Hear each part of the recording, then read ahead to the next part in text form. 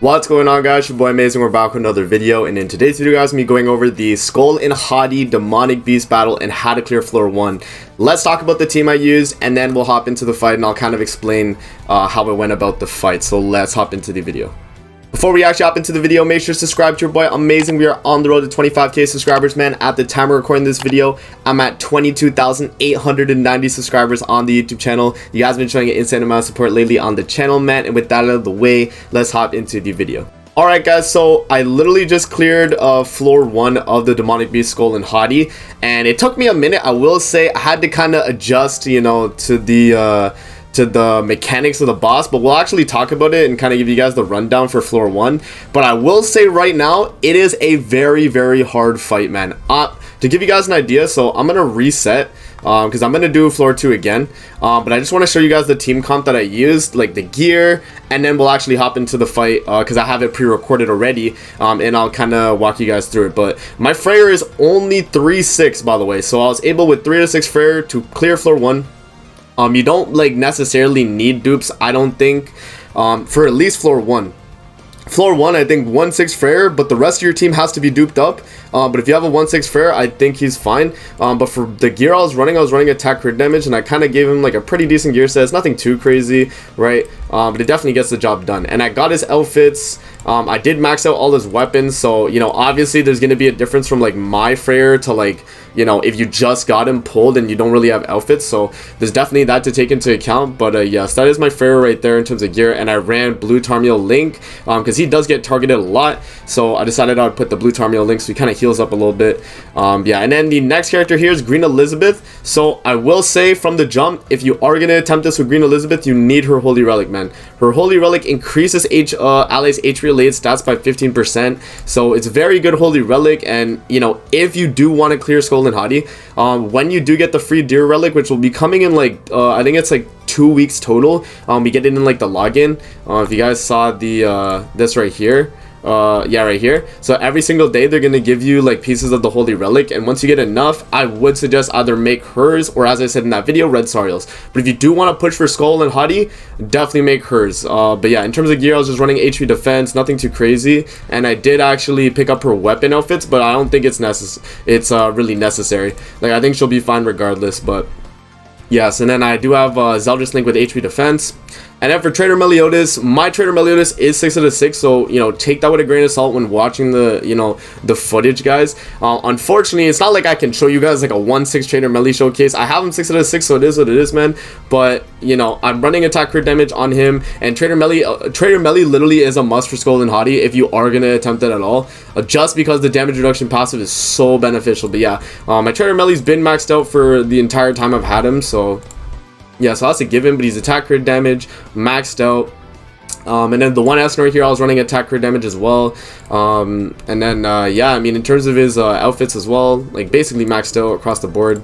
I mean, like one headpiece is a little bit not maxed out, but you guys kind of get the gist. And then in terms of the artifact card support, we were actually going with the demonic beast 20% damage dealt increase, which I feel like is the best set. Other than that, I think healing card set, like if you have let me show you guys. If you have this healing card set, this one can be really good too, because you do get debuffed a lot in the fight. So if you do want to heal a lot, then this could be pretty good.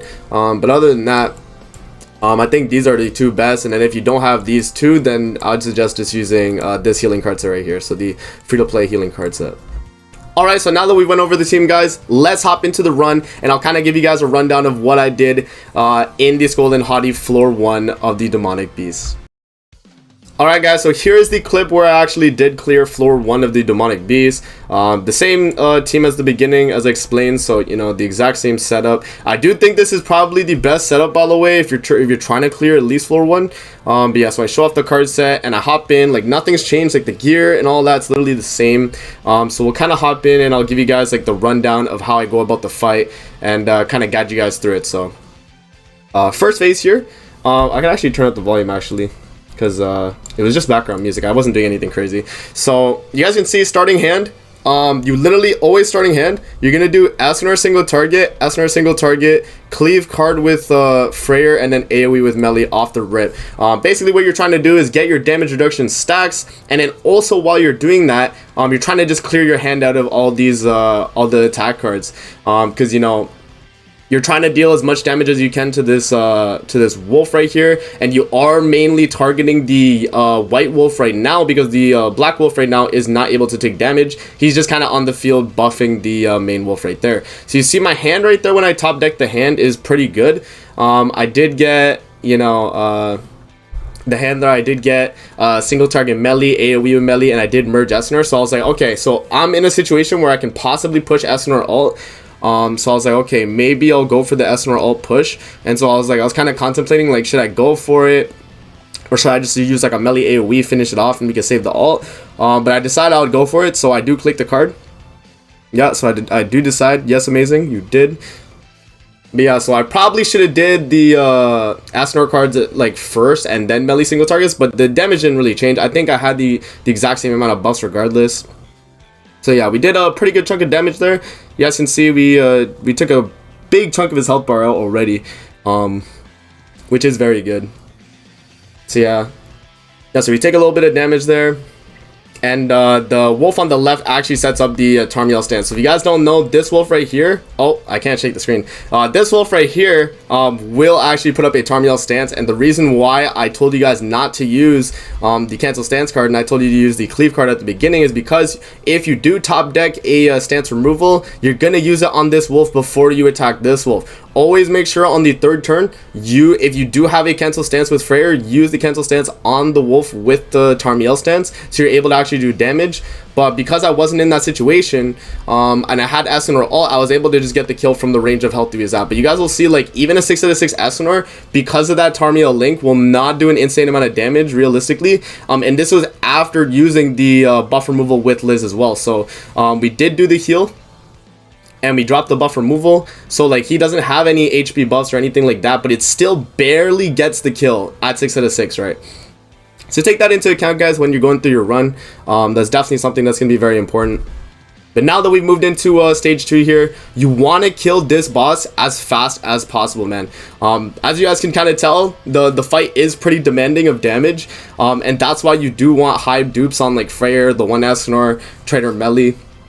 It's going to be very beneficial when clearing the fight, man. And you know, it is what it is, like for now in terms of like clearing. But yeah, like you want to kill this wolf within like 3 turns, I'd say 3 turn max. You guys will see in the fight there that because I have you know, 3 gauge with Meliodas, I'm like, okay, I can get a Meliodas ult. So you guys will see that I do follow up with the Freyr there to push his ult, and then I just do the Meliodas card just to get another damage reduction stack as well. So you guys will see we drop the card. Meliodas single target, which Meliodas actually does a lot of damage on this phase, to be honest. Like you will see a lot of damage come from Meliodas. And then right here, I'm like, okay, so I have to basically just go for the ults here in terms of getting damage. I did have Meliodas ult, and I was kind of contemplating like how I'd go about this. And I think I do reset here. I don't think that was the play I went for. Yeah, I do go for the Freyr ult, Meliodas single target.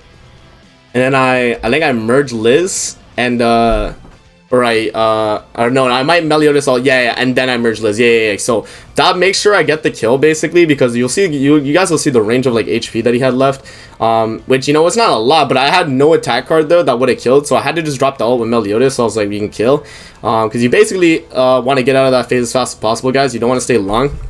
So in terms of passives, I'm actually going to open back up Grand Cross. In terms of passives, the best passive you want on this phase is actually going to be the crit damage increase one, because this one is actually going to only increase the hero's crit damage by 10% for each orb removed from the hero's ultimate move gauge, which the team that I'm using doesn't even have gauge reduction. So this like passive right here is perfect, and it literally gives the boss like no buff at all.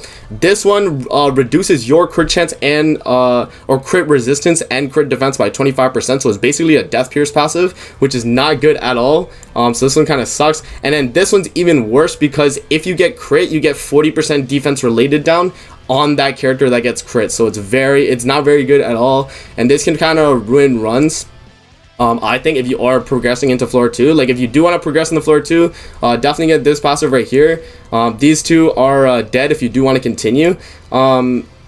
But yeah, like if you do get this one, it's still possible, but this one definitely ruins runs in my opinion, like if you are continuing, and could possibly ruin your last phase as well. Alright, but back into the run. So we load into the final phase here, and this is where a lot of my run came down to resetting my game and kind of testing out different, you know, not strategies, but different like attack patterns. Basically, you guys will see here, I go for the Liz cleanse to push her ultimate, and so I'm like, okay, I can, you know, do an attack card with Freyr there. I can get an Escanor ultimate as well, which is going to be very good the following turn when I do use the Liz ultimate. And so I'm like, okay, the main thing you also want to do, guys, is do as much damage as you can on the White Wolf first, because the differences with the White Wolf and the Dark Wolf is that the White Wolf actually has a lot more HP, and his damage cap, which I unfortunately can't show you here, but his damage cap is a lot less than the Dark Wolf on the left. The Dark Wolf, I think, has like 30% damage cap, while the wolf on the right is, I think, 20% damage cap. Correct me if I'm wrong. So, you know, you basically, what you're trying to do is do as much damage as you can on the right wolf, and then when you get to the point where you get an ultimate on either the one or Freyr, you're gonna ult into the Dark Wolf to kind of chip down his HP, and then you want to kill them both at the same time. So the main gimmick with this phase of the fight is you have to kill both wolves in the exact same turn, or they're just gonna full heal and kill you. If you leave one of the wolves alive, one of them will full heal and then just like one-shot your team basically. And another thing to note as well is you do not want the Dark Wolf to get his ultimate, because if he gets his ultimate, you're gonna get wiped regardless. You know, if the White Wolf ults, I think you're fine. You don't really need to necessarily worry about that, like in terms of you know, dying. Like, you will tank it. You will tank the ult from the White Wolf, but, you know, just to be safe, you guys definitely want to, you know, make sure you're doing as much damage as possible so you can kind of kill him off and the Dark Wolf as fast as possible, obviously.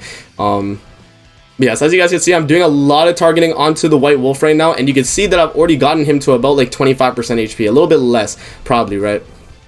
And right here is a turn where I actually reset a lot. You guys can see a lot of the video, like I've already done 5 minutes of the run is just here. The rest of the video here is just me resetting and testing out different attack patterns. I'll show you guys though what it looks like in terms of like dying on the fire, not dying, but like, you know, not being able to kill in the same turn. Like, this is what happens. So you guys will see here. So I'm like, okay, actually I did mess up here. Let me just skip past. Because I did use the Escanor card at that time, but this time I do use the buff removal, and I'm like, okay, if I use the buff removal, I can attack into this guy because he has a taunt up with the buff. So we remove the buff with Liz, and then we actually do the Freyr ult into the left dog here. And I think honestly, if I had 6 out of 6 Freyr here, the fight would have been a lot easier in terms of clearing here, because I would have been able to do a lot more past the damage cap on the Dark Wolf. But yeah, I dropped the ult there, and I'm like, okay, let me follow up with melee single target, and I think the melee ultimate will kill from the range. Because I have 6 out of 6 melee, I do trust my Meliodas fairly well, so I was like, okay, you know, I'll go for it. You guys can see we do about 300k there, and the Dark Wolf is very low. So you guys are wondering, like, or you guys might think like, yo, amazing, you won the fight right here, right? Watch what happens. So when you kill, you guys can see there that I killed the Dark Wolf, but because the damage killed the Dark Wolf, it lowered the amount of damage I did to the White Wolf. So when you kill them both in the same turn, if you kill one of them and you don't kill the other with the attack, it will just make it so they get that HP increase. They basically double HP. So you want to make sure you're clearing, you know, in terms of damage here, you want to make sure you're doing a lot of damage. So what I do is I keep resetting in terms of getting a clear, guys. And you'll see I do a different setup right here as well, where I'm like, okay, let me buff remove. You know, we do the Freyr ult, and I'm like, okay, let me melee single target into the White Wolf, and then follow up with the ult. So this time it's a little bit different. I didn't actually melee single target this wolf. I just let him Freyr ult. And you guys would have seen here that if I had you know, if I had Freyr like a little bit higher, I think I would have been fine there. But you can see that when I do the damage, like, I'll go a little bit back. Again, he does tank with a little bit of HP. So I'm like, okay, reset my game again, right? And so we load back in. And I'm like, okay, I definitely have to go about this situation a little bit differently. And so what I'm deciding to do here is I remove buff, and I actually save my Meliodas ult for the next turn, which you guys will see here. So yeah, so I do the Escanor single target. You'll see. So I drop the Freyr ult, right? I do the melee single target into the Dark Wolf. I'm like, okay, we'll get some chip damage, and then I follow up with the Escanor single target onto the White Wolf. So they're both super low on HP, right? That's what we're going for. And so this turn I was really banking on the wolf not taking my Meliodas gauge, because if you guys don't know, on the third phase the wolf can definitely take your gauge, which is something that to take into account. And when you do get extorted, by the way, you're gonna take a lot of damage. If preferably you guys want to kill before he does the extort, this dark wolf, but if he does the extort, you're basically gonna die. So this turn I had to kill, man. From this range I had to kill. If this wolf ulted me with the extorter from the dark wolf, I would have died. And so what I had to do here, I had to do a few resets, I think, if I'm not mistaken. Like, it just wasn't enough damage, unfortunately. And you know, it depended on the card setup for me to actually get the kill here, by the way. So yeah, you'll see that I attack into the dark wolf because I'm like, oh, he has a little bit more HP. So I'm like, okay, Meliodas ult from this range has to kill, because I'm removing the extort. Right, I'm removing the extort, so it's not lowering my attack and defense, and I think from this range I'm able to get the kill. But I just didn't do enough damage in terms of the single targets there on those guys, and you guys can see the white wolf lives again. So I'm like, okay, reset my game again. Where we reset my game again, we load back in, and then I'm like, okay, so this is where we can actually get the kill this time. So this time I'm gonna target the white wolf, and then I'm gonna go for the Meliodas ult, and we get the W there. But you guys can see that it does take a lot of trial and error.